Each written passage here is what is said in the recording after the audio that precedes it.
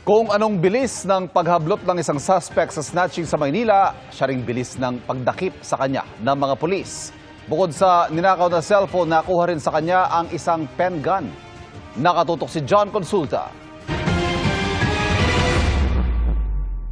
Kita sa CCTV ang tumatakbong lalaki sa gitna ng isang kalsada sa Malate, Maynila, dakong 7:46 ng gabi nitong Lunes. Tangay na pala niya ang isang mamahaling cellphone sa biniktimang babae. Pero pagkalipas lang ng 3 minuto, na-intercept na ng Malate Police ang snatcher. Di na ito nakapalag nang mapalibutan ng mga humabol na pulis. During that time, dahil lagi tayo nagsa-CIMEX, lagi natin pinapractice yung 3 minutes response time ng ating Chief PNP, nakapag-respond ng mabilis yung ating mga kapulisan. Naghabulan, so nakikihabol kami sir gamit yung mga motor namin. Inabutan namin sa may kalye ng Muñoz, corner Pio Campo sir. So doon namin siya nahuli.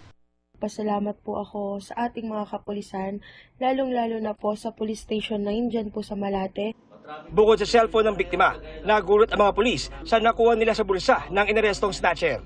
May na-recover tayo mga paraparnalya ng illegal gambling. And then isa pa sa mga mabigat dito ay yung pen gun, yung baril na na-recover sa possession niya, which is ginagamit niya ito sa pang-hold up or pang-snatch. Wala pang pahayag ang nahuling suspect na nakakulong na sa Malate Police Station. Para sa GMA Integrated News, John Consulta, nakatutok, 24 oras.